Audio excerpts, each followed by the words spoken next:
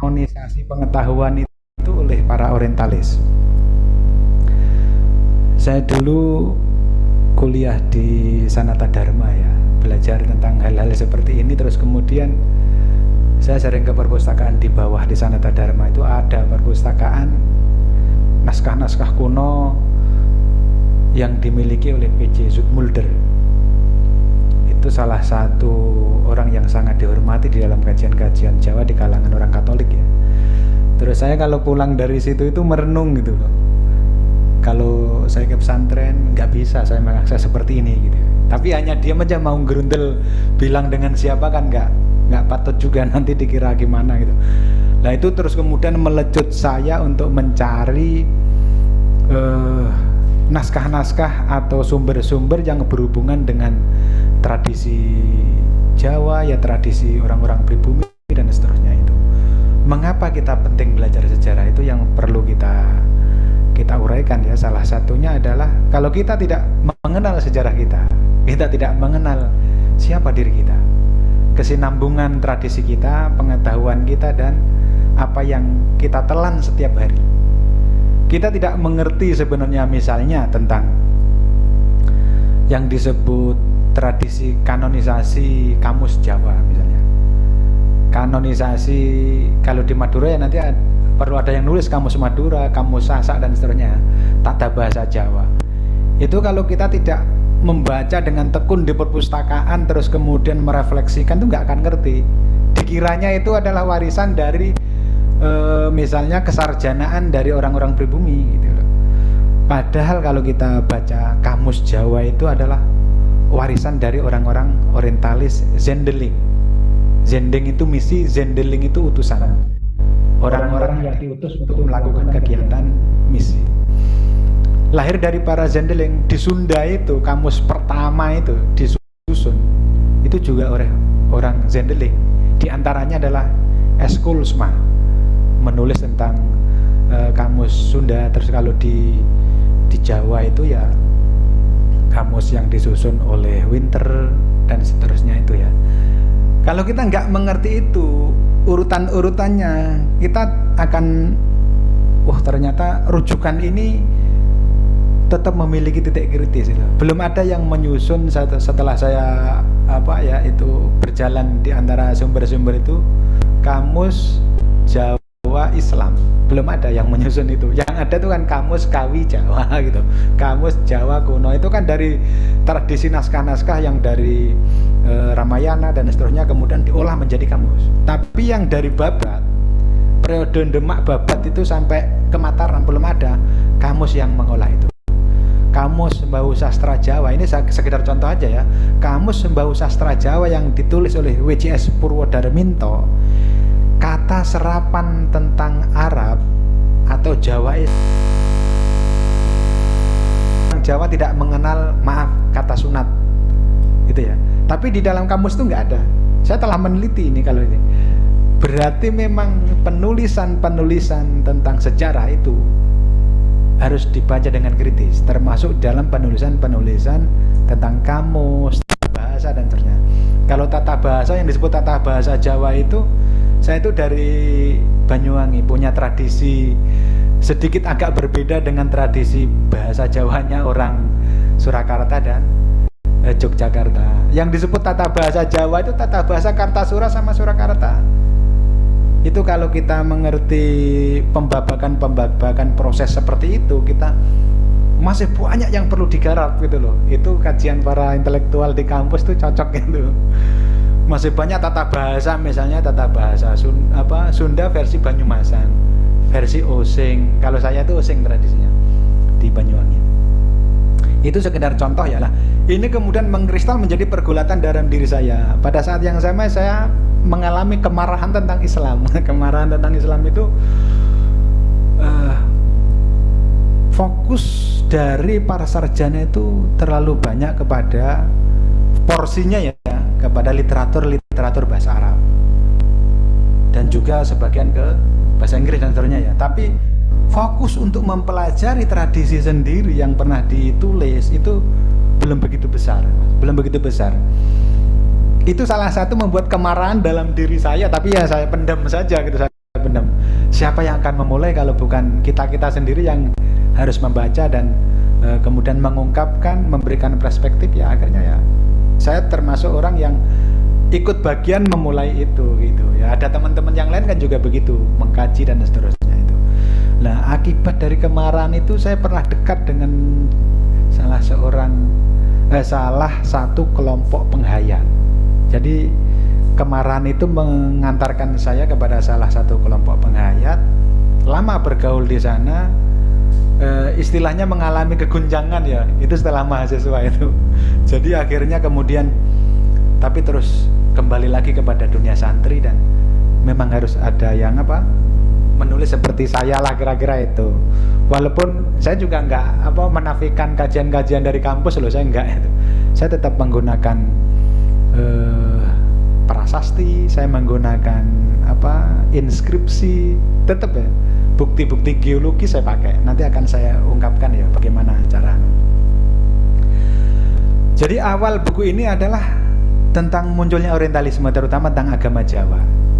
Loh, kalau kita ngomong itu kan paling akhir dari agama Jawa, dari proses para orientalis itu kan kayaknya itu kan penghayat gitu loh. Penghayat dan Islam di Jawa yang tidak dikaitkan dengan santri. Itu konstruksi tahun 80-an. Itu mengganggu pikiran saya itu. Apa iya gitu loh. Lalu saya baca Babat Diponegoro. Babat Diponegoro saya temukan yang disebut agama dan keluhuran agama Jawa itu Islam. Berarti orang dulu sebelum munculnya dunia orientalisme di akademisi itu yang disebut agama Jawa itu Islam. Itu di dalam Babat Diponegoro yang ditulis oleh Diponegoro sendiri, dan sekarang bisa diakses di berbagai toko buku karena sudah diterbitkan. Dari situ maka apa yang ditulis oleh para orientalis ini perlu istilahnya dikritisi lah kira-kira itu. Nah, memulai dari itulah kira-kiranya saya mulai menggeluti sumber-sumber dari sejarah Jawa itu. Yang berikutnya adalah banyak sekali, misalnya ya alasan-alasan, tapi alasan itu yang saya masukkan ke diskusi ini agar kita mengerti bahwa Muslim di Jawa itulah pribumi Jawa. Kolonialisme datang ke Jawa.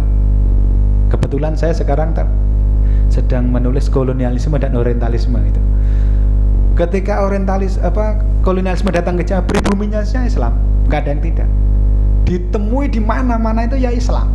Di Banten, di mana-mana. Sebelum munculnya VOC itu kan ada kapal-kapal yang dikirim ke Nusantara. Ya ada yang kemudian hilang juga ada. Ada yang kemudian dilawan sehingga mereka lari terberit-berit gitu ya. Diserang di tengah laut, itu banyak sekali. Jadi itu ekspedisi bangsa Belanda itu banyak sekali dah itu. Artinya bahwa bangsa pribumi itu ya pernah juga unggul, sering unggul dan banyak unggul, bahwa kemudian di kemudian hari terus kemudian mereka bisa sampai ke sini bercokol menjadi penjajah, itu hal yang lain gitu ya. Pribumisasi kemudian penting untuk melihat ini karena apa? Kalau kita tidak menggunakan konteks berpijak pribumisasi Islam, maka akan melihat bahwa apa yang dilakukan oleh orang Muslim di Jawa itu non-Islam gitu loh. Apa yang dilakukan oleh para aulia yang menulis atau mengkonstruksi tembang misalnya Macapa dan itu bukan Islam, akan begitu gitu loh. Tapi kalau dengan pribumisasi dia akan berpijak pada Islam lalu mengolah luarnya. Itulah yang kemudian rumusan konsep pribumisasi saya pakai. Tetapi tentu saja tidak disetujui oleh mereka yang menggunakan rumusan agama Jawa tadi ya. Agama Jawa yang belakangan, agama Jawa belakangan. Mereka lebih senang menggunakan agama Jawa yang terpisah dari Islam. Agama Jawa yang mengeksklusi Islam, istilahnya itu. Paling minimal saya berdiskusi dengan salah seorang sejarawan GM itu ya kemarin, dia memperkenalkan istilah vernakularisasi. Jadi nggak setuju dengan pribumisasi. Kalau pribumisasi digunakan, maka tradisi-tradisi itu pada dasarnya tradisi yang telah diolah oleh para penyebar Islam. Niatnya diubah, mantranya diubah, diubah, terus tujuan-tujuan tradisi itu juga disesuaikan dengan Islam. Nah, ketika Islam datang dengan gerakan kultural, itulah sebenarnya yang dilakukan. Itu perspektif ya. Yang saya pakai itu perspektifnya. Kerumitan menemukan data-data sekarang. Kerumitan menemukan data. Setelah melihat, membaca itu memang masuk ke dalam rimba ini seperti masuk ke dalam lautan. Kalau kita tidak punya perahu atau renang yang tangguh, itu stres sendiri. Betul, itu stres sendiri. Contoh ini paling mudah saya kemukakan. Karena tradisi di Jawa itu penulisan sejarahnya menggunakan tradisi tutur ditulis tanpa menyebutkan sanad. Kalau orang terpaku dan terjebak dengan menggunakan model sanad, atau misalnya kamu ketemu kapan gitu, terus tokoh ini sejaman dengan ini apa enggak, itu akan gagal mencari dan merekonstruksi sejarah Jawa. Karena sejarah Jawa itu ditulis melalui babat yang pada masa itu memang sejarah Asia Tenggara itu ya begitu ya, Tambu.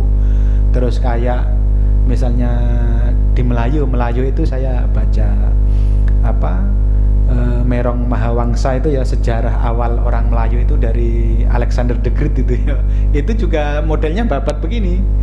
Terus Sulalatus Salatin juga begitu. Tanpa sanad gitu loh, tanpa sanad. Nah, kalau kita mengacu ke sanad semua, hilang semua sejarah kita. Sejarah bangsa, pribumi, dan sejarah dari orang-orang tua kita hilang. Itu yang perlu dimengerti dulu. Kalau kita ingin masuk ke situ, kita akan menemukan fenomena itu gitu loh. Lalu bagaimana nih? Apakah absah? Ya kalau menurut saya absah, kalau enggak menurut yang lain enggak tahu gitu. Karena apa? Mereka menulis, husnudzon saya adalah dari cerita orang tua mereka, buku yang sudah ditulis lebih dulu kemudian diolah. Misalnya Ronggo Warsito itu menulis ya enggak ngawur menulis begitu, sudah ada naskah-naskah sebelumnya gitu loh, naskah-naskah entah itu di download, di lontar atau di lempengan dan seterusnya itu ya, kemudian ditulis ulang oleh Ronggo Warsito atau melalui pengetahuan yang berhubungan dengan tutur tadi gitu. Nah, ini maka diskusinya menjadi sejarah lesan apakah sah nggak menjadi sumber sejarah. Tetapi saya tidak hanya menggunakan sumber sejarah lesan, tapi saya juga menggunakan arkeologi, penemuan-penemuan arkeologi dan geologi. Tetapi ketika masuk ke situ bukan sederhana, malah menimbulkan banyak pertanyaan-pertanyaan saya. Contoh ini. Babat itu walaupun kita menerima tadi ya, bertentangan dengan babat yang lain. Sikap kita seperti apa? Itu contoh nih. Babat Demak itu menyebut keturunan Maulana Ishaq ada namanya Dewi Syarah sama Raden Abdul Qadir. Raden Abdul Qadir itu menurut versi babat Demak, terus Tarikh Aulianya Syekh Bisri Mustafa, terus pokoknya kelompok Demak ke timur itu, terus Syekh Abdul Qadir itu adalah Sunan Gunung Jati. Tapi kalau menggunakan babat Cirebon, berbagai versi babat Cirebon, mulai yang pustaka raja-raja di bumi Nusantara, pustaka raja-raja dan babat Cirebon yang ditulis oleh Pangeran Sulendraningrat, itu nyebut keturunan Roro Santang sama Syarifah Baghdad. Sikap kita seperti apa? Itu kan masalah sendiri itu kalau nggak diselesaikan. Nah, cara saya adalah kalau sudah ada babat yang bertentangan, saya membiarkan itu plural. Babat versi babat ini versi babat ini. Karena nggak bisa dikompromikan. Sama sekali nggak bisa dikompromikan. Ya biar saja, wong kita menerima dari cerita itu begitu kok.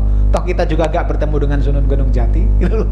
Kecuali kalau sampean bisa ketemu langsung, berkomunikasi, tanya gitu ya. Nah, tapi di terakhir seorang penulis sejarah Jawa itu harus memiliki khasanah untuk menahkik, istilahnya iki sing bener ki endi gitu loh. Tetapi itu tidak diungkapkan secara vulgar di buku. Misalnya kayak saya telah menerima ilham ini untuk membenarkan ini, bukan begitu gitu. Tapi biarlah itu menjadi khasanah dalam diri, lalu mendukung gagasan atau versi babat tertentu. Itu dibabat saja loh Mas ya. Terus babat itu juga kadang-kadang harus kita oposisikan dengan cerita-cerita yang ditulis versi yang lain gitu. Lalu apakah bisa bertemu enggak? Ternyata ada yang tidak. Contohnya itu ya, cerita-cerita lesan yang dikompilasi oleh Raffles itu ya, tentang runtuhnya Majapahit. Itu kan sirna ilang kertaning bumi yang Condro Sengkolonya menjadi 1478 itu. Akhirnya menjadi angka 1478 yang kalau para raton itu merujuk kepada wafatnya Kertabumi. Itu disebabkan oleh penyerangan Demak. Sehingga terus dia menceritakan keraton Majapahit rata dengan tanah kayak gitu-gitu tuh. Loh, tapi kalau kita menggunakan bantuan yang lain, bukti geologis akhirnya saya pakai. Kalau sampean baca situs meeting di Lumajang atau situs Trowulan, Anda akan menemukan bahwa termasuk makam Troloyo itu kan tertimbun tanah semua. Itu kan kalau begitu penemuan geologis kita terima gitu loh. Kalau dia tidak bisa dikompromikan dengan cerita yang tutur tadi yang sudah ditulis misalnya oleh Raffles dan seterusnya, ya biarkan aja gitu aja. Tapi terus kita akan memilih yang mana, itulah yang penting gitu. Bukti menunjukkan bahwa situs Trowulan itu digali dan itu nggak mungkin diuruk oleh pasukan Demak.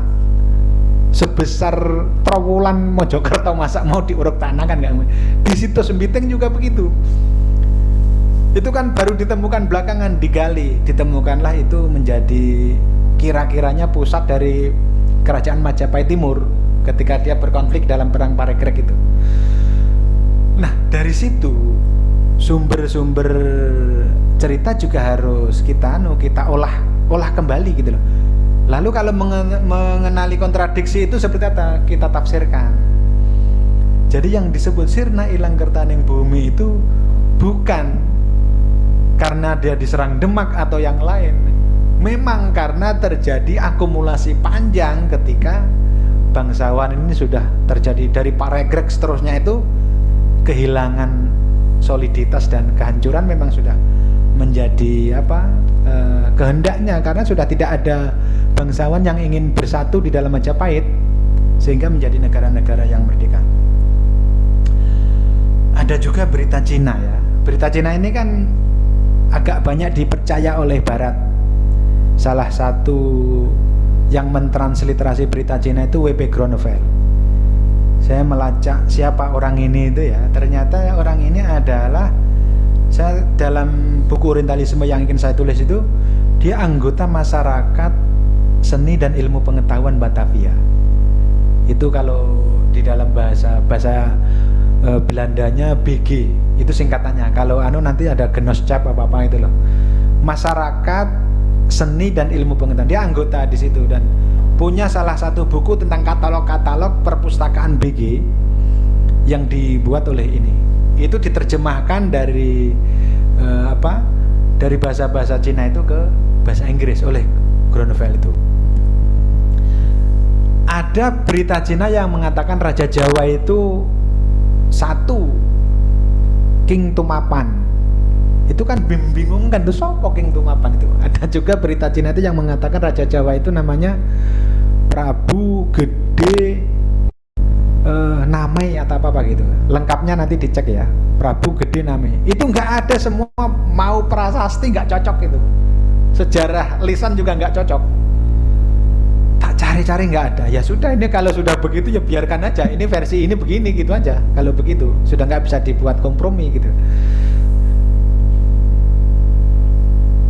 Tentang penemuan arkeologis ya, itu penting juga untuk merekonstruksi ini kita sebelum masuk ke isunya ya, kita masih tentang data-data ini penting bagi kajian-kajian sejarah kan itu.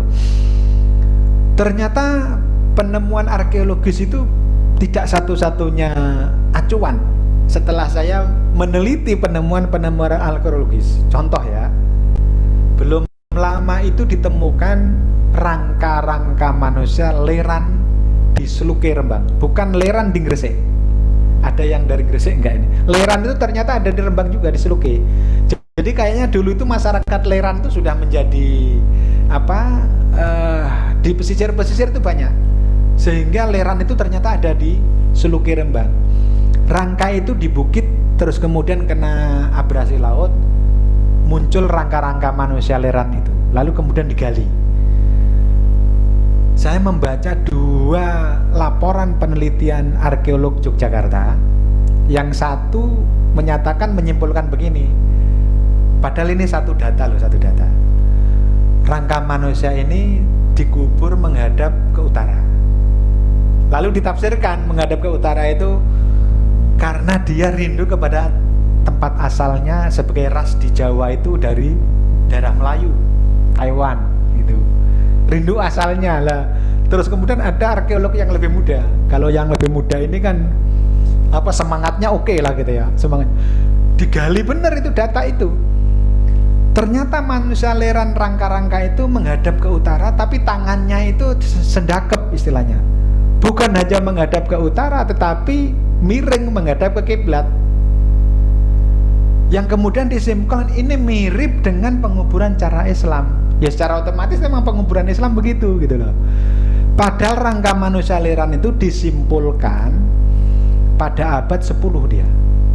Abad ke-10 artinya kalau kita mau sedikit mau menyimpulkan ya, itu ya, Islam sudah berkembang di pesisir utara melalui penemuan rangka-rangka manusia Leran itu sudah kuat. Nanti ada kampung di Gresik namanya ada kampung Rumo gitu ya, kampung macam-macam itu ya. Itu menandakan bahwa penemuan arkeologis pun penuh penafsiran. Dan kadang-kadang orang yang menggunakan data-data arkeologis pun ya memang harus jujur. Tapi walaupun sudah jujur pun dalam penafsirannya berbeda. Contohnya lagi, makamnya Fatimah binti Maimun ya, inskripsi. Itu kan sebagian menyebutkan menjadi angka berapa itu yang saya itu. Angka 475 ya. Menjadi 1082 Masehi. Itu JP Mokuwat sama LC Damais ya. Tetapi peneliti dari Malaysia, saya baca bukunya itu mengungkapkan pembacaannya bahwa inskripsi di makamnya Fatimah Maimun itu menjadi 1028. Itu kacek berapa tahun, banyak sekali itu. Kaceknya banyak sekali atau jaraknya banyak sekali. Padahal satu inskripsi, Mas. Nah, yang lebih rumit lagi itu kalau pada inskripsi yang penting dihilangkan, itu yang rumit itu. Jadi kalau sampean baca di Kediri itu ada makamnya Syekh Samsudin Wasil itu ya, pas di bagian tertentu itu hilang. Seperti ada beberapa komentar di penelitian itu ada yang mengungkapkan seperti dipukul pakai palu atau apa nggak ngerti aku. Tapi intinya hilang, penjelasan yang penting itu hilang gitu.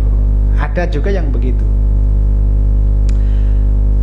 Artinya bahwa sumber-sumber dari penemuan arkeologis pun harus dibaca dengan kritis. Tidak diterima begitu saja. Kalau bisa dikompromikan antara babat dengan inskripsi dan prasasti, saya kompromikan. Contoh yang saya gunakan adalah penjelasan babat tentang pertemuan Sunan Ampel dengan Ratu Brawijaya dan Putri Darawati itu ya. Itu semua babat di Cirebon, di Jawa Tengah, Demak, Pajang, semua mengungkapkan itu. Tapi untuk mengoreksi itu benar apa tidak, itu apa? Kalau jenengan menggunakan sumber Melayu, Anda nggak akan ketemu. Karena sumber Melayu mengatakan Sunan Ampel itu adalah dari Cina atau Bong Swiho. Dia adalah masanya dengan Kertabumi gitu. Tetapi saya nggak puas baca sumber Melayu itu bukan hanya karena, bukan soal Cinanya ya, bukan soal Cina. Karena sumber awalnya sudah tidak ada dan dia diakui oleh penjelasan di dalam sumber Melayu itu memang sudah hilang gitu loh. Dari residen Portsmouth itu sudah hilang, nggak ada verifikasinya. Karena itu terus kemudian ragu saya. Terus saya ragu, saya menemukan inskripsi di Masjid Sunan Ampel tentang pendirian Masjid Sunan Ampel itu. Memang ditulis sekitar 1462 atau sekian ya, inskripsi itu. Tapi yang menarik adalah menjelaskan bahwa Inskripsi itu menjelaskan Raden Rahmat yang bernama Sunan Ampel ini pakai pegon. Ini sudah saya terjemah di sini nih. Ya. Didirikan 1362 Hijriah. 1362 Saka. Itu kalau dimasaikan menjadi 1440. 1440 itu nggak ketemu dengan Raja Majapahit yang Berikertabumi, nggak akan ketemu. Itu cocoknya dengan Dyah Kertawijaya gitu loh. Itu Brawijaya kelima. Kalau pakai sumber-sumber Babat menggunakan istilah Brawijaya, itu Brawijaya kelima. Nah, kalau itu cocok akhirnya Babat Demak, Babat Joko Tingkir dan seterusnya itu yang menyebut Sunan Ampel ketemu Brawijaya, akhirnya bertemu dengan Brawijaya kelima. Dyah Kertawijaya menjadi cocok karena pendiriannya masjid itu didirikan oleh Brawijaya, difasilitasi oleh Brawijaya.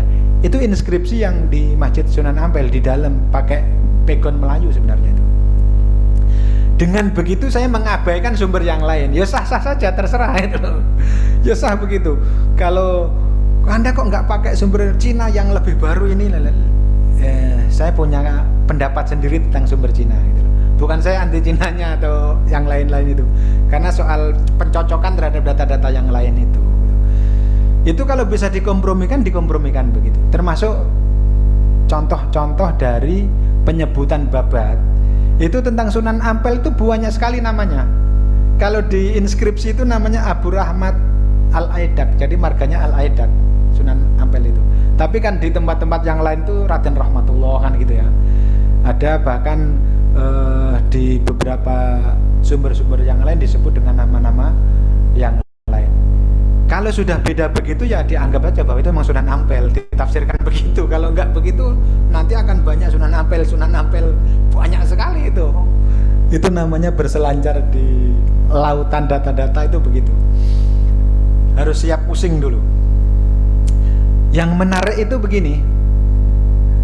Ini tentang Islam di Majapahit. Ada inskripsi makam Maulana Malik Ibrahim. Ini yang saya masuk ke bagian itu ya. Di situ disebutkan di inskripsi itu dia disebut sebagai gurunya para pujangga bangsawan gitu, penyantun para fukoro dan seterusnya lah kira-kira itu ya. Sudah bisa ditafsirkan pada saat itu dia menjadi gurunya para adipati, para penguasa-penguasa daerah, bangsawan-bangsawan lah kira berdasarkan inskripsi ini. Tetapi prasasti yang muncul pada zaman itu tidak menyebut itu. Lalu gimana cara menafsirkannya itu? Nah, ternyata prasasti yang saya temukan itu ya, prasasti Pamintian namanya itu 1473 itu pada masa Raja Sri Adi Suroprobowo Pandan Salas. Itu memang ada lempengan yang hilang. Dugaan saya dan dugaan sebagian arkeolog ya, saya juga membaca sebagian penelitian arkeolog Hasan Ja'far ya dari UI itu. Dugaan saya itu memuat tentang pejabat-pejabat birokrasi keagamaan yang sudah memasukkan kelompok muslim, termasuk mungkin Maulana Malik Ibrahim berdasarkan inskripsi itu. Tetapi lempengan itu hilang, Mas. Pertanyaannya kan, hilang ini dihilangkan karena dia membaca kok ada mungkin pejabat-pejabat muslim kok sudah masuk. Hilang ini apakah memang tidak ditemukan? Kan macam-macam itu akhirnya dugaan-dugaan itu. Tetapi karena itu kosong dalam prasasti itu, kita tafsirkan bahwa dari inskripsi itu menjadi pembuka kepada penjelasan-penjelasan yang lain gitu. Nah, itu salah satu beberapa kesulitan-kesulitan menghadapi data-data ya. Kalau nanti S2, S3 itu ya pasti akan menghadapi begitu. Makanya nggak cukup hanya S2 kok 6 bulan tuh nggak cukup itu. Atau S3 6 bulan. Ada teman saya yang S3 itu lama sekali itu ya, lama sekali. Tapi ya jangan malas memang ya, jangan malas. Itu memang harus dikerjakan, yang penting itu dikerjakan. Setelah menghadapi kesulitan itu, ya kita harus tafakur merenung, namanya data, tafakur. Memohon petunjuk, nggak ada yang bisa diselesaikan dengan kalau sudah datanya berbeda. Ini Brawijaya ini siapa ini gitu ya. Itu nggak ketemu-temu bisa pusing, nggak jalan tuh tulisan. Karena ada babat namanya Babat Tembayat ya, yang ditulis oleh orang-orang Katolik itu. Yang disebut Sunan Tembayat itu namanya Brawijaya katanya. Loh, kalau dengan penelitian saya yang inskripsi Sunan Ampel tadi yang namanya Dyah Kertawijaya udah meninggal lama. Dan makam yang ada di Tuban itu di antara makam-makam di Astana di Tuban yang dimuat di dalam serat Babat Tuban itu sudah ditransliterasi, ada makamnya Raja Brawijaya yang sudah muslim. Ya nggak mungkin yang disebut Sunan Tembayat itu adalah Brawijaya, yang disebut Dyah Kertawijaya itu ratusan tahun itu jaraknya, itu mungkin ada beberapa puluh tahun lebih itu loh, dan nggak mungkin itu gitu. Nah itu harus dicari loh, lalu Sunan Tembayat ini siapa? Nah itulah rumitnya masuk ke dalam dunia itu dan tetapi itu juga mengasihkan. Kadang-kadang saya terus bertanya begini, apa manfaatnya gitu hal seperti ini gitu, apa manfaatnya? Kebenarannya tidak pasti kan gitu. Tapi terus kemudian saya mendapat kayak penguat gitu ya. Idza hakamal hakim fastahada, Mas ya. Walaupun salah dia mendapat kebenaran. Itu masuk kategori dalam sejarawan juga. Kalau dia sudah menggali begitu dalam, begitu istilahnya terus benar-benar digali, walaupun salah hasilnya kan kita tidak menuju ke kesalahan itu. Bahwa nanti 10 tahun lagi ditemukan bukti yang lain, itu urusan yang lain, itu pun sudah mendapat pahala. Akhirnya aku mendapatkan penguat dari hadis itu. Kira-kira termasuk sejarawan itu, filolog dan seterusnya itu masuk ke situ, bukan hanya seorang hakim yang menghukumi di muka pengadilan gitu. Sekarang masuk ke dalam Islam. Saya melihat Islam di Majapahit berbeda dengan teman-teman yang melihat melalui misalnya hanya dengan pembuktian prasasti atau pembuktian menurut ilmu arkeologi tok. Kalau Nordwin itu ya, Nordwin di dalam pembicaraan dia tentang Majapahit, dia nggak akan menerima argumen yang lain selain argumen prasasti. Tetapi kalau De Graaf dan yang lainnya itu kan menerima argumen kadang-kadang ya prasasti, kadang-kadang juga argumen babat dan seterusnya. Ini masuk kepada penjelasan madhab di dalam menjelaskan sejarah gitu ya.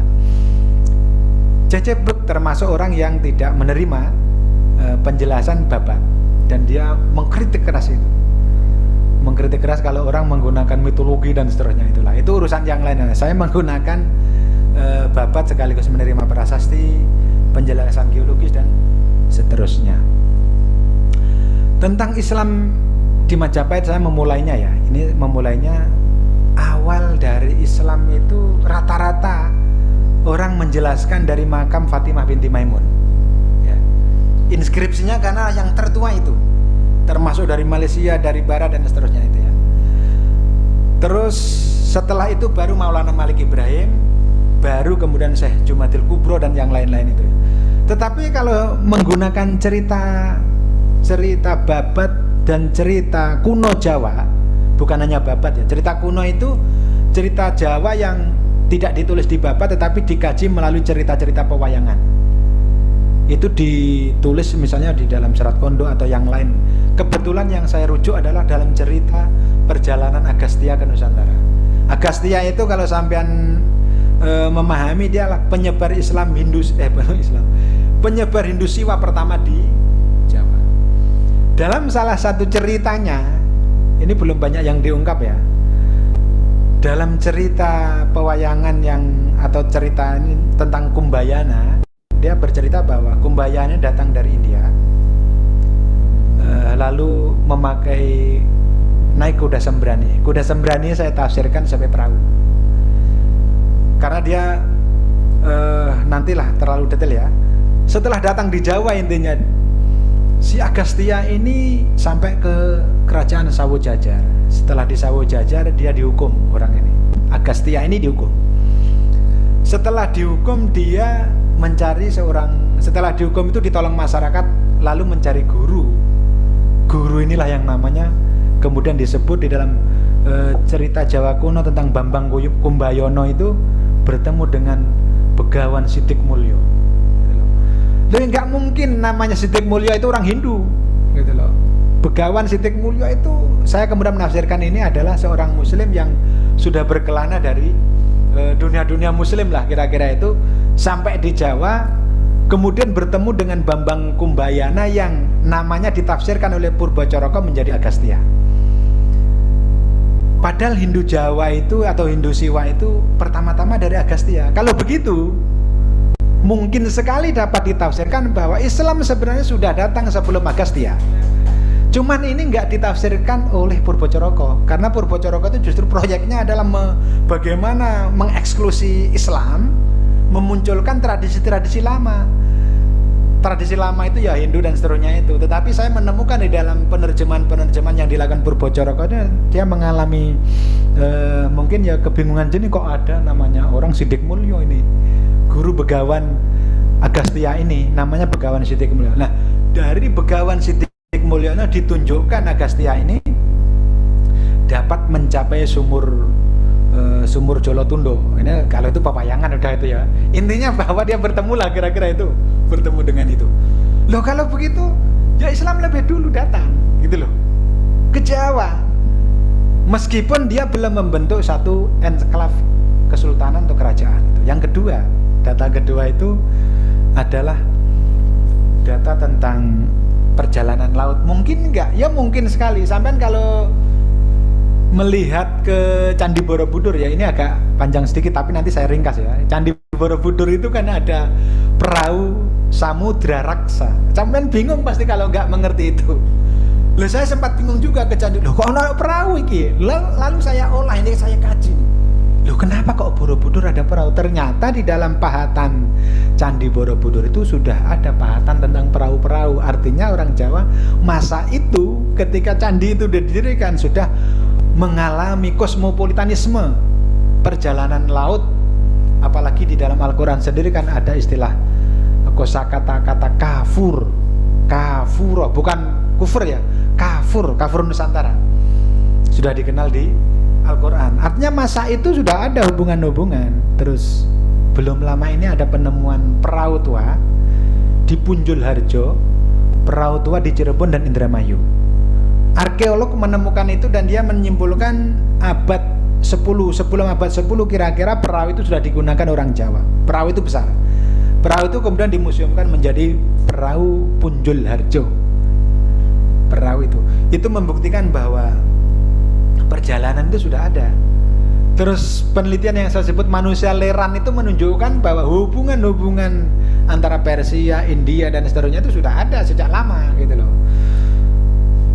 Hanya saja kenapa data-data seperti ini kok lama sekali terungkap? Karena kita harus menyadari bahwa data-data seperti ini memang dulu diangkut oleh Inggris. Ketika Inggris menyerang keraton itu kan dijarah itu naskah-naskahnya.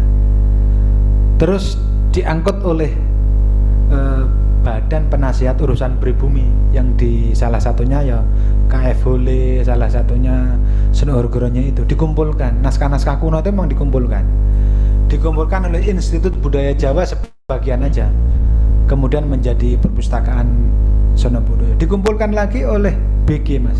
BG itu kemudian ketika kemerdekaan menjadi museum nasional. Tapi kan nggak seluruhnya ada di situ akhirnya gitu. Saat yang sama peradaban kita, peradaban Latin, bukan lagi pegon dan bukan lagi aksara Jawa.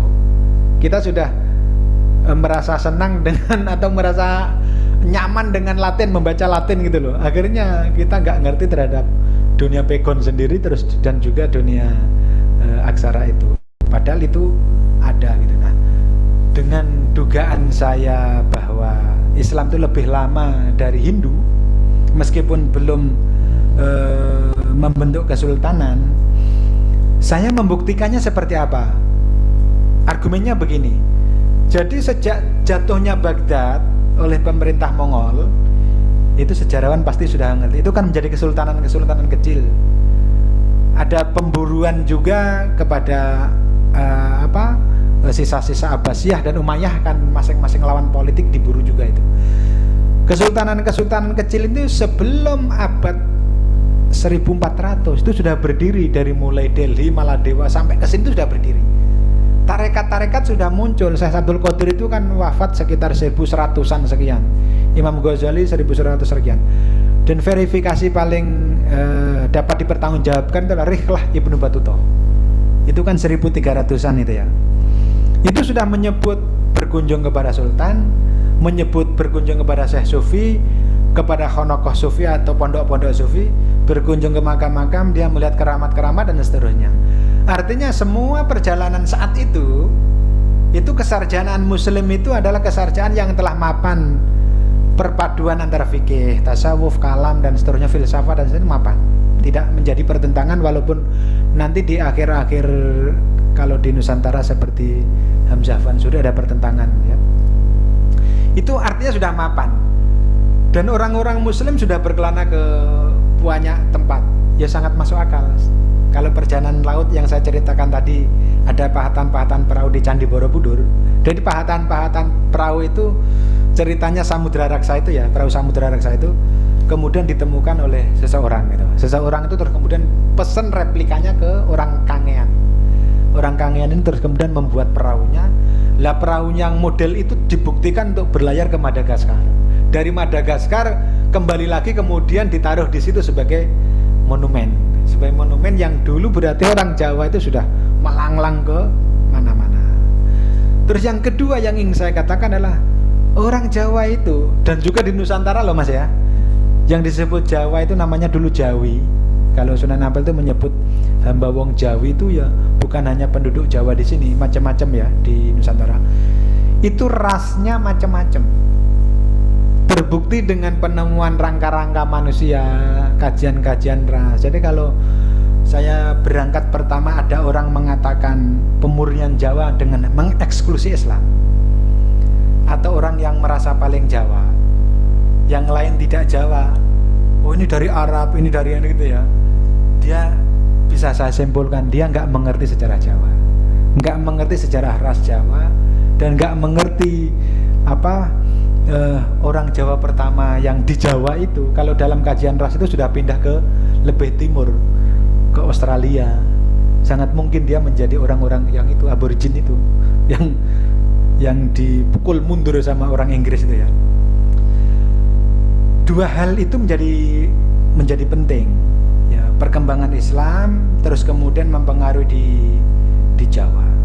Nah, munculnya para penyebar Islam di Jawa diuraikan oleh para penulis-penulis baik orientalis atau mungkin natif orientalisnya ya, sama sekali tidak dihubungkan dengan arus besar perjalanan tarekat tasawuf ini, arus besar keilmuan dan kesarjanaan yang sudah berkembang di dunia muslim.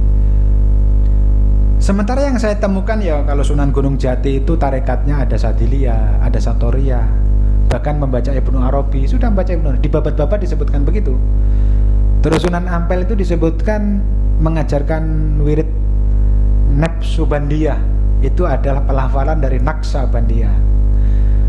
Terus banyak lagi Maulana Ishaq misalnya atau Maulana Maghribi ya. Maulana Maghribi itu di dalam babat Segaloh disebut sebagai pengikut Qadiriyah.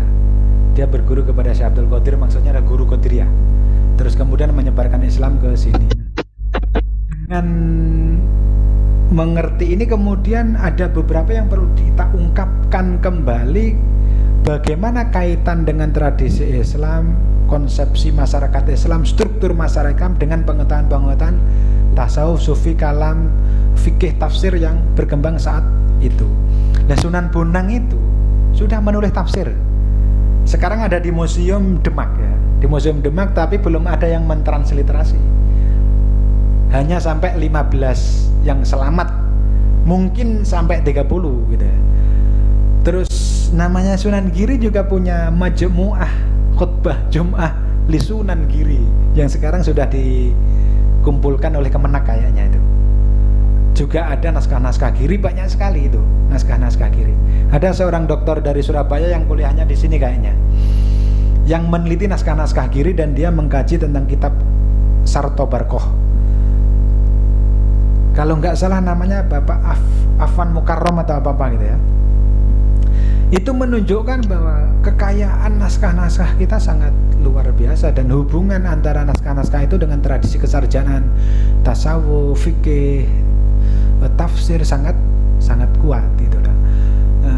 Dari sini kita mengkritik penemuan-penemuan yang menyebutkan begini, pesantren baru berdiri abad 18.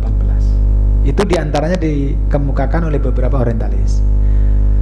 Pembacaan saya dari babat-babat tentang Jawa pada abad ini ya, sudah ada pesantren yang didirikan di Mancingan.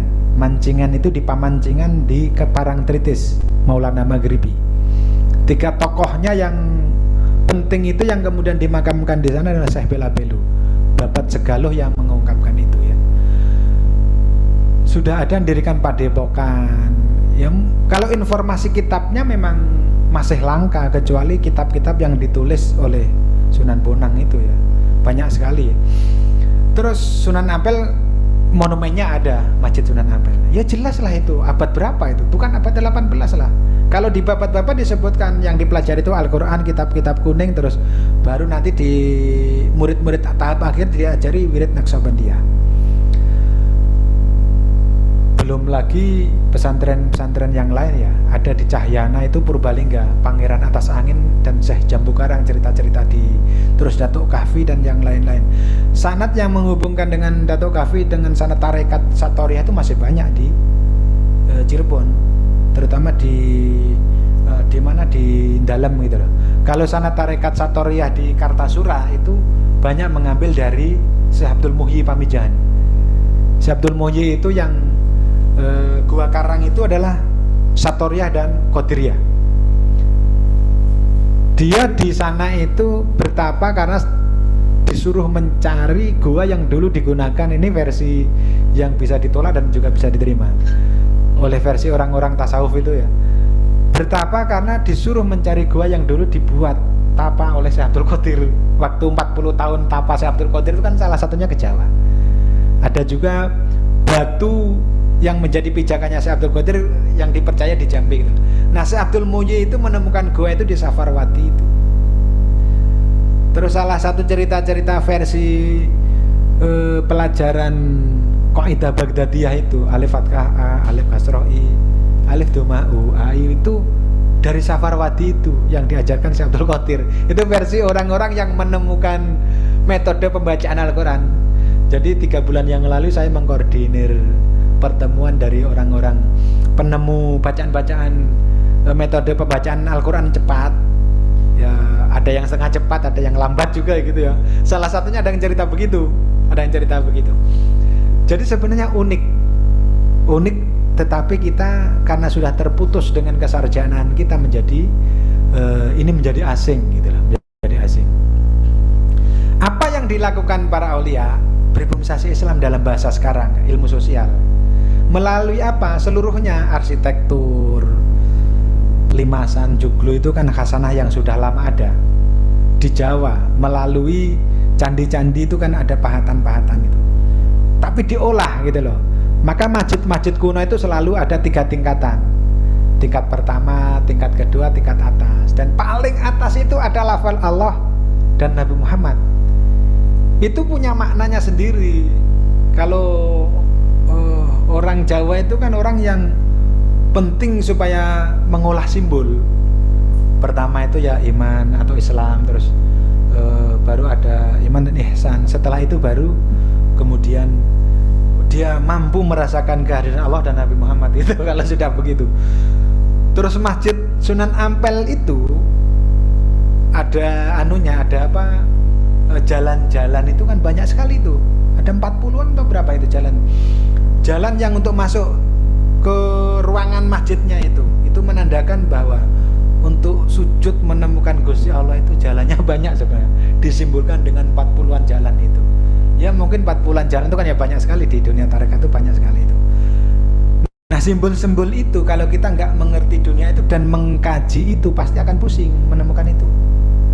Makanya kalau orang mengkaji Islam di Jawa tidak memiliki kehsanah ilmu tasawuf, ilmu tauhid, ilmu yang lain-lain, jadi akan mengalami kepusingan sendiri.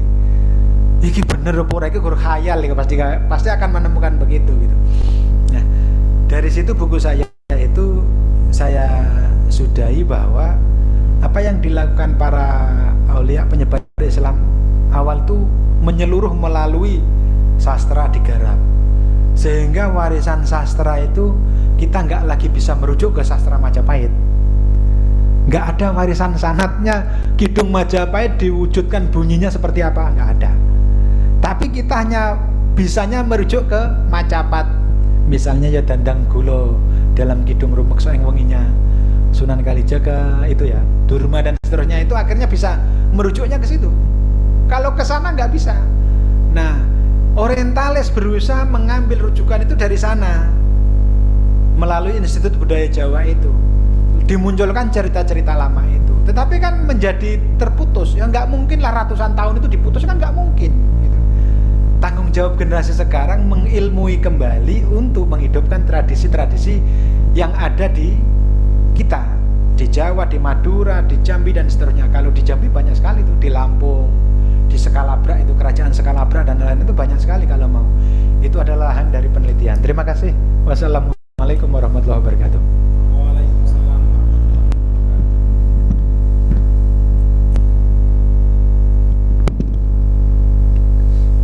Terima kasih atas uraiannya, dan saya kira dengan mendengarkan uraian tadi, terutama tentang bagian-bagian bagaimana data-data sejarah itu dikumpulkan, dan mulai dari arkeologi, sumber-sumber filologi seperti babat dan juga serat, dan juga penemuan-penemuan arkeologis, dan juga tulisan-tulisan dari sumber-sumber berita asing seperti dari Cina dan juga Marco Polo. Semua itu coba diolah oleh penulis untuk menyajikan buku ini, dan saya dan mungkin juga teman-teman bisa belajar banyak, saya kira, tentang bagaimana cara mengolah data itu. Meskipun ya ini bukan merupakan sesuatu yang mudah untuk dilakukan, untuk mengolah beragam sumber ini. Dan berikutnya kami membuka sesi tanya jawab, baik yang ada di forum luring maupun yang daring. 3 atau 4 pertanyaan kami persilahkan. Oh ya, ya silakan Pak Nurul Haq.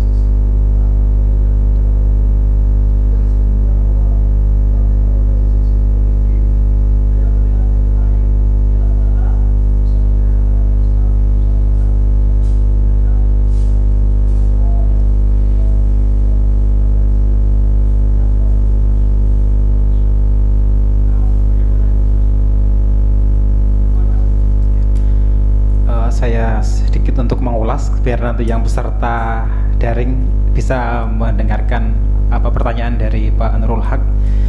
Jadi kira-kira dari uraian Pak Nurul Haq dikatakan bahwa Islamisasi yang di Jawa dan di tempat lain, terutama di kawasan Melayu Sumatera, secara kultural bisa jadi Jawa lebih awal, tetapi secara politik dalam bentuk negara-negara kesultanan yang kawasan Melayu Sumatera itu lebih awal daripada di Jawa. Bagaimana menurut pandangan Pak Nurul Haq Ridwan?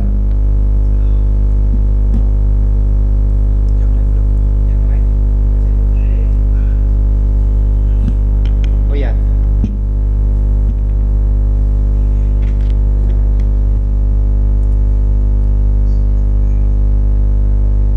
Oke, pertanyaan yang dari Zoom, bagaimana memilah dan memilih sumber lokal seperti babat, dongeng atau legenda sehingga menjadi yang historis? Mungkin maksudnya bisa menjadi sebagai sumber sejarah digunakan dalam penulisan sejarah.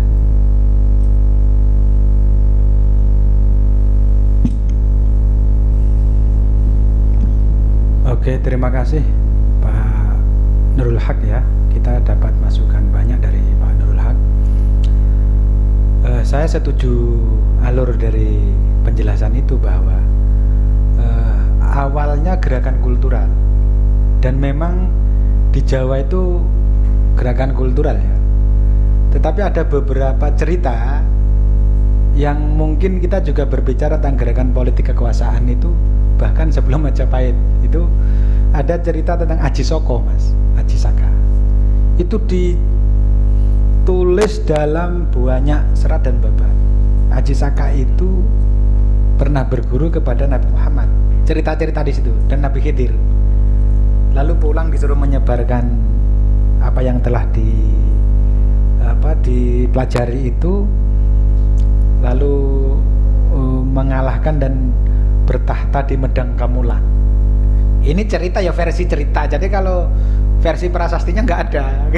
Jadi ya ini kalau kita ngomong ini versi ceritanya begini, dan didukung oleh banyak sumber babat. Ya. Kemungkinan sudah ada yang kekuasaan politik itu, Pak, di Medang Kamulan itu. Tapi itu hanya bertahan 2 tahun sampai 3 tahun. Babat Prambanan menjelaskan bahwa itu kira-kira tahunnya itu 1000 sekian lah, 1000 sekian. Saka ditambah 78 menjadi Masehi, ya mungkin awal 1200-an. Terus kan kemudian nggak ada ceritanya lagi setelah itu. Baru ada cerita itu tentang Daha. Kerajaan setelah berpisah itu ya menjadi Kahuripan sama Kediri itu, salah satu rajanya kan ada Jayabaya. Itu ada beberapa sumber babat yang menceritakan tentang Syekh Ali Samsudin, yang kemudian ada beberapa arkeolog menafsirkan itu adalah Syekh Samsudin Wasil. Tapi yang saya ceritakan tadi, beberapa dari inskripsi atau tulisan itu potel istilahnya, nggak bisa dibaca lagi, ada di sana itu di Kediri. Syekh Samsudin itu gurunya orang Jawa. Kalau orang Jawa itu kan pasti bisa tentang Jongko Jowo. Jongko Jowo berbicara tentang tahapan masa-masa itu loh. Itu dari Syekh Samsudin. Itu dalam seluruh cerita serat Jongko Joboyo Musaror, Jongko Joyoboyo Gancaran, semuanya itu bercerita tentang itu. Itu dari Syekh Ali Samsudin yang menulis kitab Musaror. Syekh Ali Samsudin ini mengajar Prabu Jayabaya. Kalau di serat beberapa serat itu terus kemudian Jayabaya ini disebut batosipun sampun Islam, ngoten. Lahirinipun tasik kados tiang sepodo-podo, ngoten lho. Batosipun sampun Islam, lahire podo sepodo-podo. Lah di kitab Hariwangsa disebutkan pendeta Adikoro yang menjadi gurunya Jayabaya. Nah, Itu bisa ditafsirkan. Kalau itu model penafsiran kalau udah ini. Itu adalah Syekh Ali Samsuddin gitu loh. Terus pada masa ini kan juga di pesisir utara kan juga sudah berkembang yang tadi disebut masyarakat Leran gitu loh. Masyarakat yang ada di Gresik sama dulu dengan demikian dapat ditafsirkan yang disebut Gresik, Tuban, terus kemudian Demak dan seterusnya itu ya, itu perairan laut pelabuhan. Kalau kita membuka dengan data geologi ya, yang disebut Teluk Muria itu baru mendangkal belum lama mas. Dulu itu dipisahkan, Gunung Muria dengan Demak itu terpisah melalui laut, nah namanya kan, terus kemudian ada selat itu kan, kayak selat Bali itu loh. Tapi terus kemudian mendangkal, itu dalam kajian geologi saya juga kaget-kaget itu loh. Berarti dulu ini merupakan arus transit yang gitu loh, panjang. Dengan demikian, saya setuju bahwa Islam secara kultural sudah lama, seperti saya sebut tadi, sejak Bagawan Sidik Mulyo. Ini disebut-sebut oleh Purbocoroko, tapi Purbocoroko nggak bisa menafsirkan ini siapa ini tuh. Terus kemudian saya olah namanya Sidik itu ya bisa jadi keturunannya si Abu Bakar Sidik kan, Maulana Imam Abu Bakar Sidik, Khalifah Abu Bakar Sidik gitu loh. Di Lampung itu ada keturunan Maulana Abu Bakar Sidik ini, dan dia adalah pendiri-pendiri kerajaan Skalabra. Pendiri-pendiri kerajaan Skalabra itu salah satunya adalah orang-orang yang keturunannya Imam Abu Bakar Siddiq itu, Khalifah Abu Bakar Siddiq. Saya punya teman dari Lampung, salah satu pangeran di sana lah. Terus kemudian ke Jogja, nginep di rumah saya. Terus kemudian mencari tarekat, dia cerita begitu, cerita tentang tambu-tambu di sana, dan saya baru ngerti bahwa oh ternyata sejak lama sebenarnya hubungan-hubungan antara Arab, India, Persia dengan dunia Nusantara itu. Cuman penggalian data-datanya kan kita udah lama tidak menyentuh itu gitu loh mas.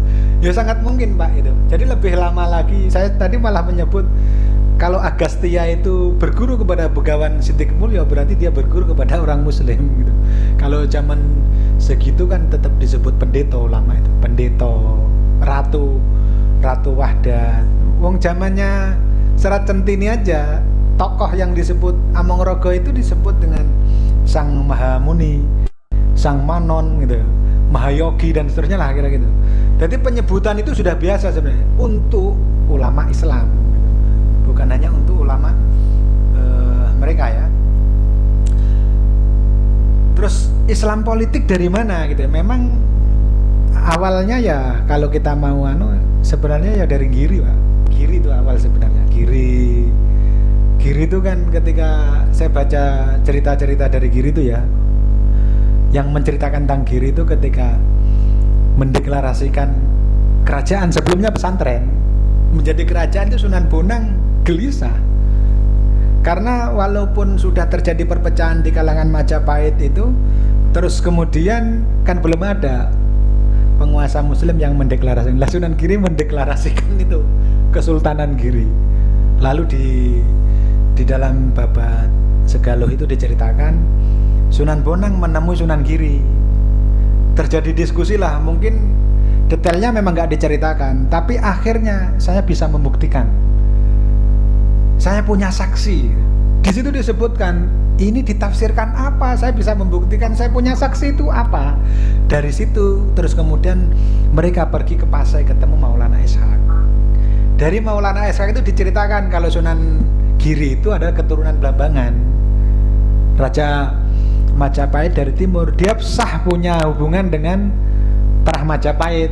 Dia juga punya sah hubungan kalau dia menjadi raja, kan akhirnya gitu. Tapi terus kemudian mendengar cerita itu dia kembali, lalu berdirilah Kesultanan Giri Kedaton itu. Akhirnya itu sebelum Demak. Dari Giri Kedaton ini kemudian ke Sasak, ke Kalimantan. Ke Kalimantan menjadi Khotib Dayan ya, yang menyebarkan dengan Khotib Dayan ke berbagai tempat itu ya melalui Giri. Nah, Demak itu sebenarnya agak akhir, tapi maksudnya walaupun agak akhir itu ya masanya Dyah Kertawijaya itu tadi mas sudah berdiri di situ. Nah sebelum ada Raden Fatah itu, Demak itu sudah ada penguasanya. Ini yang sering tidak kita perhatikan. Itu diceritakan secara Banten. Penguasanya itu Arya Lembusura. Bukan Lembusura yang anu loh. Bisa jadi yang disebut gelar Lembusura itu karya Arya Teja, kayak macam-macam itu kan gelar gitu ya. Yang keberapa itu. Arya Lembusura itu penguasa Demak sebelum. Kemudian karena Majapahit setelah terpecah-pecah itu, Semarang diserang, Giri diserang gitu. Karena Siri mendirikan kerajaan itu diserang juga. Demak kemudian berkumpullah kelompok-kelompok Muslim ini kemudian berkumpul. Jadi orang Muslim tidak memulai peperangan. Saya salah satunya ingin membantah itu. Dari cerita-cerita Babat atau cerita-cerita yang ditulis oleh orientalis yang mengatakan bahwa Majapahit itu diserang karena kelancangan ayah melawan anak kan gitu kan, Raden Fatah melawan, ya nggak ada hubungannya itu. Setelah Semarang diserang, setelah Giri diserang, terus kemudian ini kan juga bangsawan, akhirnya menyerang Demak. Demak bisa dikuasai. Tapi ini versi yang dituturkan salah satunya menurut versi sejarah Cirebon, sejarah Banten, terus penyerangan Giri versi Serat Suruk Walisono. Versi yang lain tentu saja ada gitu loh. Nah itu harus dipertimbangkan. Jadi nggak hanya, lalu yang benar ya mana ya, namanya begini jangan mencari A dan B atau kebenaran hitam putih. Ya versi penjelasan ini yang diungkap saja. Kalau ingin mencari kebenaran yang hakiki, ya ikutlah tarekat. Ikut tarekat, ditahkik sendiri itu akhirnya benar apa enggak gitu. Yang terakhir itu soal penggunaan sumber-sumber lokal ya. Apa bisa sumber lokal itu dijadikan sebuah data? Sejauh mana dia bisa dijadikan sumber data? Lo kalau kita mengacu enteng-entengan aja di dunia akademik ya, saya kan juga pernah belajar gitu ya. Ya kalau dia sudah memenuhi prosedur wawancara dengan juru makam gitu ya, dia bertanya, ya berarti penjelasan tentang makam Tembayat misalnya dari juru makam Tembayat, ya versi juru makam Tembayat begini, ya itu sah kan, secara sumber sejarah sah. Sampai akhirnya nanti dapat dikoreksi pembanding kalau ada prasasti tentang itu yang mengungkapkan tentang Tembayat gitu. Atau sumber yang menyebutkan bahwa Sunan Tembayat itu bukan Brawijaya. Dari beberapa sumber yang lain dia adalah anak dari siapa yang di paling Arya Damar dari Palembang itu, setelah gabungan pemerintah Muslim ini menyerbu Demak tadi yang dikuasai oleh Kertabumi, lalu didudukkan menjadi bupati di Semarang gitu. Nah proses bahkan cerita tentang hantu, cerita tentang apapun, kalau misalnya kita ke kampung lalu beraudiensi, ini penelitiannya tentang ketakutan di masyarakat misalnya, ketakutan kok ada hantu, jadi Anda berwawancara terus kemudian menemukan narasi ini, ya sah itu kan gitu. Sah sebagai ilmu, itu sah sebagai ilmu, telah memenuhi prosedur gitu loh benar. Cuman saya ingatkan, apakah itu yang disebut kebenaran hakiki? Kan itu menjadi persoalan, penjelasannya menjadi persoalan. Tetapi untuk mengukur supaya menjadi lebih akurat dan agak yakin, itu harus ada interteks. Interteks itu cerita di sini apakah diceritakan di sana juga enggak gitu loh.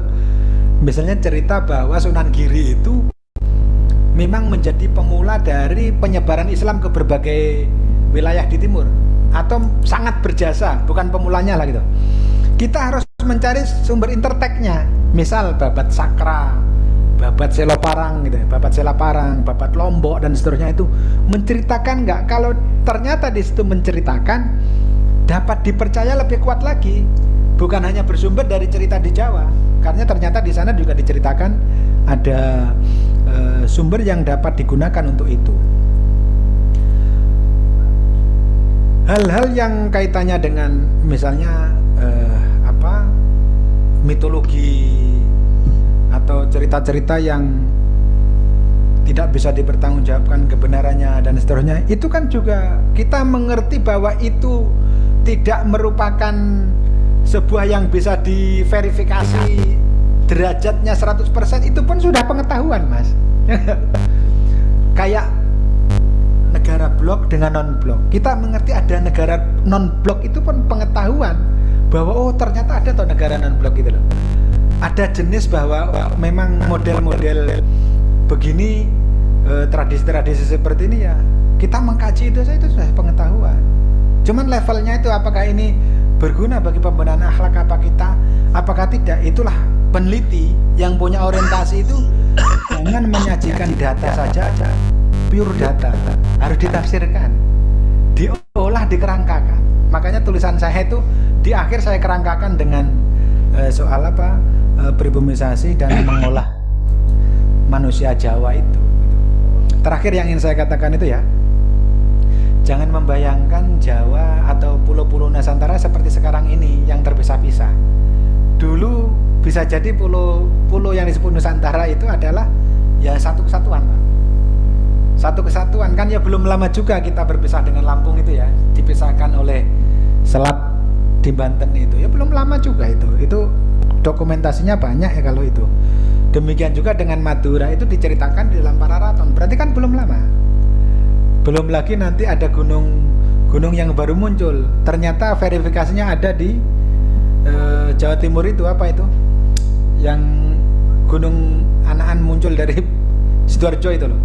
Itu ternyata memang daerah situ itu proses seperti itu udah banyak terjadi. Nah itu memungkinkan proses-proses geologi itu ya kita terima sebagai basis argumentasi gitu, sebagai basis argumentasi. Kalau santri mampu mengolah ini tetapi dengan tidak menafikan babat, Mas, dia akan memperkuat.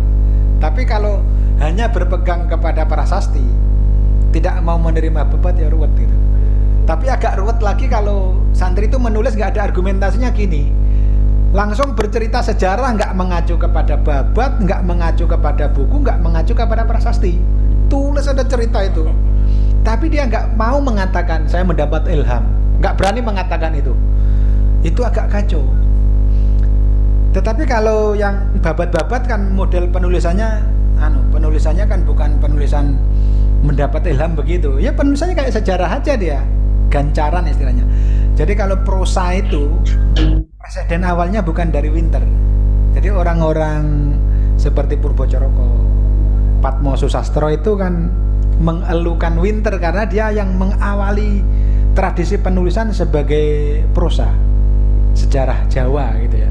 Tetapi setelah saya temukan naskah yang lain-lain tuh, jadi prosa itu sudah digubah pada masa sebelum Winter jauh gitu loh. Sampean baca Keropak Ferrara itu ya, yang disebut naskah Jawa yang memuat wejangan Syekh Ibrahim, itu kan gancaran, Mas. Di situ kan gancaran ceritanya. Naskahnya itu ditulis dengan gancaran. Ya, prosa itu ya nggak mengacu kepada Winter lah itu, C.F. Winter itu ya, yang di Institut Jawa. Itu yang mungkin bisa saya sampaikan. Ada banyak kekeliruan dan kesalahan, saya mohon maaf.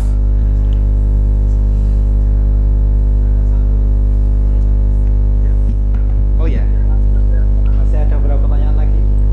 Yang terakhir, alangkah baiknya data babat transmisi dan transformasi dilengkapi dengan serat tembang bernuansa tasawuf.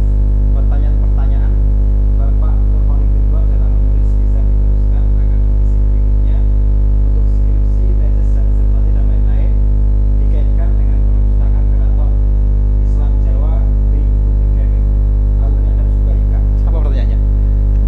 Alumni Adam Muhammad Suwaidi.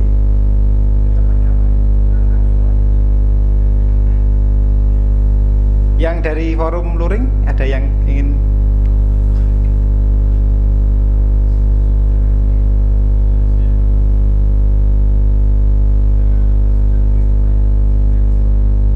Itu sudah ya. Yang dari forum sini? Ya, masih ada Mas Imam dan Pak Riz, monggo.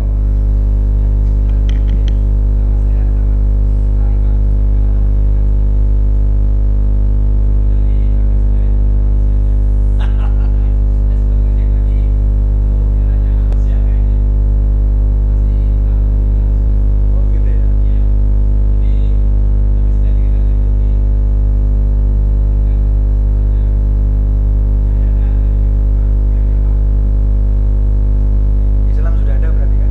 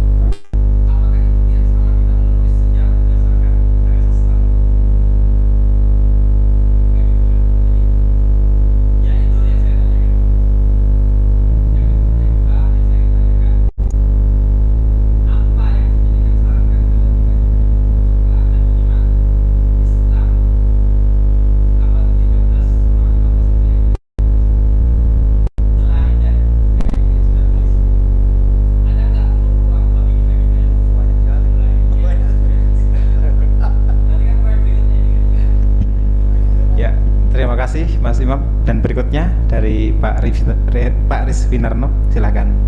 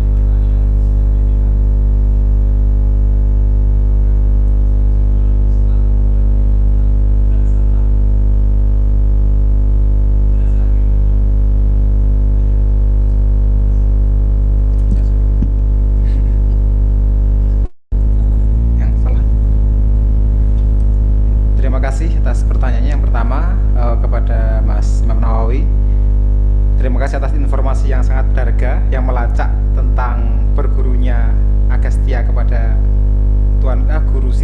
mulia yang terjadi pada awal pemerintahan Abbasiyah pada tahun 760-an. Dan kemudian pertanyaan dari Mas Imam dan juga Pak Aris, dan saya sebenarnya juga ingin menanyakan tentang ini, tentang bagaimana penggunaan karya sastra atau sumber-sumber lokal, karena seperti yang dikatakan oleh C.C. Beck sebelumnya bahwa sumber-sumber ini banyak yang mengatakan ini tidak dapat dipercaya gitu. Dan mungkin itu juga menjadi semacam kendala psikologis untuk para sejarawan kayak di kampus terutama ya Mas, untuk menggunakan ini sementara para sejarawan sebelumnya aja mengatakan seperti ini, atau mungkin Muhammad Suratno juga mengatakan ini bisa digunakan untuk melacak aspek-aspek kebudayaannya, tapi untuk dijadikan sebagai sumber primernya ini belum tidak bisa diperlakukan seperti itu. Nah, itu. Dan kemudian dari Mas Imam juga, adakah sumber lain selain yang telah dikaji digunakan oleh Pak Nurholik Ridwan dalam menyusun buku ini? Silakan.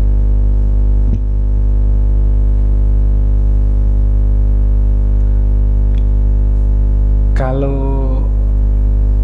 kita konsisten dengan satu pilihan, kita harus menerima konsekuensi dari pilihan itu. Misal, konsisten berpegang kepada sumber prasasti saja atau inskripsi saja dengan titik kritisnya ya, maka kita harus konsisten pula untuk menerima konsekuensi bahwa hanya sebatas itu yang bisa dijelaskan melalui prasasti sama inskripsi misalnya gitu ya, atau penelitian rangka-rangka manusia, penelitian arkeologis ya, itu tidak akan banyak yang bisa diungkapkan. Tapi kalau itu pilihan juga nggak masalah, karena itu memang di dunia akademik kan begitu juga. Tetapi pendekatan-pendekatan yang melampaui itu banyak dilakukan, sudah banyak dilakukan, dan sampai sekarang menjadi acuan juga. Contoh ya, sejarah nasional Indonesia. Saya baca juga yang berjilid-jilid itu, ketika dia berhasil menemukan bukti prasasti, dia menggunakan prasasti. Tapi ketika dia tidak menggunakan, nggak ada penjelasan, dia menggunakan babat, gitu loh. Menggunakan babat juga. Loh, kalau konsisten ya nggak perlu babat, gitu. Nggak perlu. Ini termasuk susunan raja-raja Majapahit yang diungkapkan oleh Muhammad Yamin. Muhammad Yamin menerima penerimaan babat itu, tapi dia menggunakan prasasti-prasasti. Ketika setelah 1478 kehilangan jejak pengungkapan sejarah itu, dia menerima babat, lalu menggunakan dan menyebut nama-nama raja-raja yang disebut di babat, misalnya Kertabumi atau Brawijaya, begitulah. Ini menurut ingatan penulis babat. Jadi Muhammad Yamin begitu. Kalau kita menggunakan pilihan itu, ya memang sejauh mana kesahihannya, ya nilainya sebatas itu, gitu. Ya sebatas itu, mau apa lagi kita? Mau apa lagi? Kalau toh tidak menggunakan babat ya juga nggak apa-apa. Saya sendiri, kalau saya ya, karena mengerti itu ada kerumitan di dunia akademik, saya keluar. Ceritanya gitu. Saya nggak meneruskan kuliah lagi. Maaf ini ya. Nggak bisa saya, wah ini nggak bisa kalau pakai disiplin nano ini. Nggak bisa ini gitu. Terus keluar tuh menekuni dunia ini melalui cara para ulama dulu menulis, begitu loh. Cara ulama. Nah, apakah itu bisa dipertanggungjawabkan ya? Ya memang sampean harus menyebut begitu. Ini dikerjakan melalui sumber-sumber sastra. Kalau Anda nggak yakin dengan sumber sastra, ngapain gitu loh? Ya nggak usah gitu. Tapi kenapa saya memakai itu? Alasannya begini. Kalau cerita tentang Soeharto ditodong oleh Prabowo itu kan baru berjalan beberapa puluh tahun yang lalu. Cerita detailnya saja bisa kontroversi setelah hari ini, dan bukunya sudah ada. Itu pun kontroversi gitu. Tapi bahwa cerita hubungan antara Pak Harto dengan Prabowo itu ada. Itu yang harus kita anggap penting. Penjelasan-penjelasan yang lain adalah detail-detail. Ya jangan sampai masuk ke situ kalau memang nggak yakin dengan itu. Contoh di dalam penerapan ini dalam dunia babat tuh gini, cerita tentang Sunan Ampel yang versi-versinya beda, atau Syekh Jumadil Kubro dan Syekh Jamaluddin Husain yang berbeda-beda versinya, itu anggap saja ini sebagai bagian orang bercerita tentang cerita kan, cerita. khobar kalau khobar itu kan harus diteliti benar sahih tidaknya kan. Kalau khobar diberi khobar ini begini benar enggak, kalau enggak bisa diterima ya enggak usah diterima kan gitu. Nah sebagian sejarawan kan akhirnya tidak menerima cerita tentang Wali Songo kan itu akhirnya. Tetapi sebagian orientalis menerima itu sekarang. Jadi sudah, kalau dia bergelut dan hanya berpijak pada prasasti nggak akan bisa menjelaskan apa-apa. Nah terus kemudian itulah yang kemudian menghasilkan The Graph dengan itu kan menggunakan cerita. Itu kemudian ada madhabnya akhirnya. Mereka yang menerima cerita tutur dan mereka yang tidak menerima cerita tutur. Gitu. Sejauh mana kebenarannya? Sejauh cerita tutur, itu aja. Nah sekarang kalau misalnya cerita melalui lempengan, siapa yang menjamin bahwa Anda menyaksikan bahwa lempengan itu ditulis oleh Wijaya Parakarmawardhana? Siapa yang menyaksikan itu? Ya kan nggak ada juga, itu kan ya ilmu saja, ada ilmu yang kemudian dibuat menganalisis dan meyakinkan itu, dan itu sudah misalnya sudah diverifikasi menjadi oke gitu ya, ya diterima versi prasasti, gitu. Bisa versi di prasasti. Nah sejauh bahwa ini berkaitan dengan cerita tutur, maka perdebatannya adalah sejauh mana kita bisa menerima sejarah lisan itu, Mas. Sejarah tutur sebagai sumber sejarah, sastra sebagai sumber sejarah, itu kan ada perdebatannya itu, ada perdebatannya sendiri. Kalau Anda nggak bisa menerima itu ya nggak perlu masuk ke sini, bingung malahan, bingung bener. Tapi kalau Anda menerima, Anda harus punya yakin kuat. Kalau saya memperkuatnya salah satunya begini, nggak mungkin para pujangga keraton itu menulis langsung ditulis tentang cerita itu dari nol, itu nggak mungkin, Mas. Nggak mungkin cerita Mahabharata yang ditulis pada abad 19 itu tidak bersumber dari cerita-cerita masa lalu. Sampean coba komparasikan dengan Walmiki misalnya, yang cerita tentang Ramayana, dan itu kan ya ada beberapa penambahan, pengembangan, tapi kan plot ceritanya ada, gitu loh. Plot ceritanya ada. Ya memang karena nggak ada sanadnya kan. Saya kemudian bisa menerima ini, lalu ya berpijak dari konteks ini. Kenapa masyarakat Jawa tidak penting menggunakan sanad dalam cerita sejarah loh ya. Kalau di dalam ilmu kerohanian mereka menggunakan sanad, meguru. Seluruh dari para wali, para aulia yang saya kaji sampai terakhir pada cerita yang ditulis di Wirid Hidayat Jati itu menggunakan guru semua. Kalau soal meguru ilmu rohani gitu loh, ilmu rohani. Tapi kalau dalam sejarah nulisnya kok begini, itu supaya aspek di dalam Al-Quran itu yang ditekankan sebenarnya. Liulil albab itu loh, ibarotan liulil albab itu. Jadi ya enggak usah detail-detailnya jangan diambil. Kalau detail-detailnya Anda meyakini bahwa oh Maulana Maghribi terus begini sampai detail-detail dia yakini betul ya, itu akan memperumit kita. Tapi bahwa Maulana Maghribi menyebarkan Islam itu ya sejauh itu. Tapi kalau Anda benar-benar ingin yakin ya Anda harus punya ilmunya seperti Maulana Maghribi. Seperti ilmunya Maulana Maghribi ya. Menahkik secara batin itu, secara ilmu orang-orang barat sudah melampaui ilmu prasasti itu. Jadi sudah banyak yang menggunakan ilmu. Selain The Graph itu kan yang terakhir Drawas itu kan juga. Terus kemudian yang pertama paling awal menulis tentang cerita Wali Songo itu kan di Aringkes itu. Tentang Wali Songo, Syekh Abdul Muhyi, terus cerita tentang Wali Songo baru ditulis itu ya. Tapi apakah sebelum itu masyarakat Jawa nggak ada? Ya ada lah, dalam cerita-cerita itu ada. Namanya cerita tutur gitu loh. Bapak saya bercerita gini loh, kamu dulu keturunannya ini, keturunannya. Ya saya nggak bertemu dengan mbah saya itu, nggak bertemu. Tapi saya diceritain bapak saya. Ya kan nggak perlu ditahkik lagi dengan menggunakan ilmu rijal hadis, ya nggak perlu juga gitu. Untuk apa ngabisin umur itu? Jadi model penjelasan dari Babat, kalau memang Anda belum yakin dan nggak bisa diterima ya ditinggal gitu aja. Tapi kalau saya menerima, saya menerima dengan pendekatan-pendekatan mengkomparasikan dengan ilmu-ilmu yang lain, gitu loh. Kalau bisa didukung ilmu-ilmu yang lain, ya oke. Oleh karena itu, saya menyarankan santri harus belajar ilmu arkeologi tadi.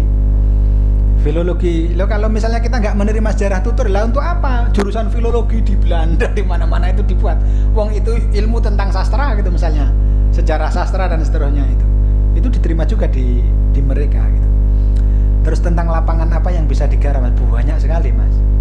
Lapangan misalnya tentang apa penjelasan apakah Islam itu hanya berpijak dari dua tadi ya, satu Maulana Malik Ibrahim kalau dari atau Sunan Ampel, atau ada yang lain lagi. Kalau Mas Agus Sunyoto kan sudah membuka situs Biting, itu adalah situs tentang Islam karena ada makam di situ, makam-makam dari para penyebar Islam awal di situ. Itu kan dimulai gitu ya. Kalau dipertanyakan lagi seperti deleran itu ya, orang Barat kan memang bagaimana cara membuat ragu kan sebenarnya. Ilmu di Barat itu meragukan sesuatu sebenarnya, untuk meragukan sesuatu. Itu katanya diimpor dari, ya tergantung menafsirkan. Saya sudah baca penelitian dari Lutfi Kalus sama sama Guilot itu ya, tentang itu ya. Menurut saya, untuk apa jauh-jauh ngangkut batu dari Persia atau dari Gujarat? Batu-batu di Jawa sudah banyak sekali. Sekarang ditambang batu-batu di daerah Tulungagung itu kan ya nggak lebih kalah dari batu-batu di sana. Dan di Leran itu sudah disebut Sima Rileran. Itu dapat ditafsirkan bahwa Leran itu yang menjadi Sima, perdikan, dan Fatimah itu menjadi penguasa di sana. Itu kalau percaya, kalau percaya dengan bahwa batu itu tidak didatangkan dari Gujarat. Kalau itu diteruskan Pak, bisa hancur semua itu. Hancur itu begini, karena ini batu ini diimpor dari Gujarat, loh ini berarti hapus-hapusan kabeh kan gitu akhirnya itu. Ini cuma dinama-namain, dibuat-buat gitu loh. Nah, itu akan memberikan satu pilihan-pilihan kepada santri ya. Ya ada titik kritisnya. Kalau Anda melewati ini akan mengalami konsekuensi begini gitu. Anda memilih pendapat ini akan mengalami konsekuensi begini gitu. Nah kalau saya ya menerima babat itu terus terang. Menerima babat, kalau saya ragu Mas terus terang ya. Kalau saya ragu ya saya tahqiq dengan ilmu batin saya sendiri gitu aja. Itu aja udah gitu. Saya sering dibuat ragu dengan berbagai pendapat tentang siapa Brawijaya, siapa misalnya Sunan Ampel, siapa itu. Saya harus tahqiq dengan ilmu saya sendiri.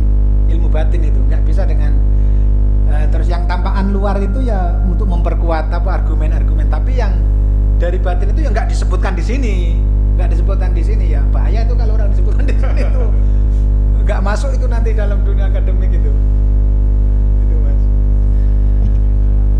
Oh ya silakan Pak Des.